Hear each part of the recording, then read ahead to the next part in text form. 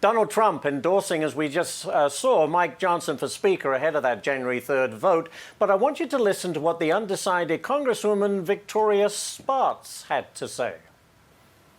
I look at people's track record, and unfortunately, we will not be able to deliver on President Trump's agenda, as the same happened in 2016, because it has to be done legislatively if we don't have Speaker with the courage, vision, and a plan. And if Speaker Johnson wants to be a Speaker, then he needs to lay out that plan and commit to that plan, not like what he did last year. I can give him a chance, but I would like to hear from him how he's going to be delivering this agenda and what plan he has, and he hasn't been doing it. All right, well, that's one opinion there. Kentucky Congressman Thomas Massie says he's still a no, even after Trump's endorsement. He thinks it will work out about as well as Paul Ryan did back in 2016. In other words, not very well at all. Texas Congressman Chip Roy joining us this morning. Great to have you here, Congressman. Big question, of course, is Mr. Johnson going to have the support to keep his role as Speaker? What do you think? Well, good morning, Ashley, and Happy New Year to all the listeners and viewers out there. Same to you. Look, Victoria's a good friend, and Thomas is a good friend, and they raise reasonable concerns. I remain undecided, as do a number of my colleagues, because we saw so many of the failures last year that we are concerned about that might limit or inhibit our ability to advance the president's agenda. I respect, like Thomas, that President Trump supports Mike. I like Mike. He's a good friend. But let's consider what happened the week before Christmas. We violated the 72-hour rule twice, which means we didn't have time to read a bill.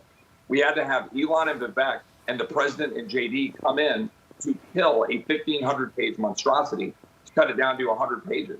It still spent $110 billion unpaid for. And do my colleagues say, oh, but that's all just discretionary spending?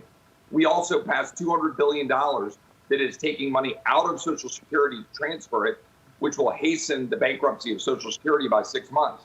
That was all the week before Christmas, Ashley.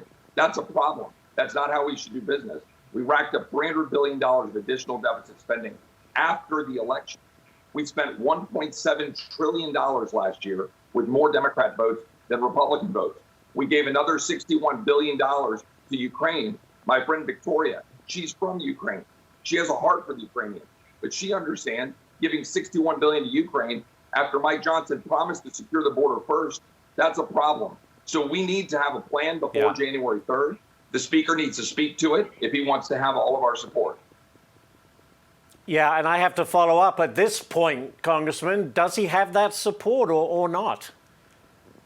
Yeah, right now I don't believe that he has the votes on Friday, and I think we need to have the conference get together so that we can get united. And people say, well, Chip, who would you choose otherwise? There are a lot of great members of Congress. Mike's a friend, and maybe he can answer the call and he can deliver an agenda and a plan. Byron Donalds is a good man and a good friend. I supported him. I nominated him 2 years ago.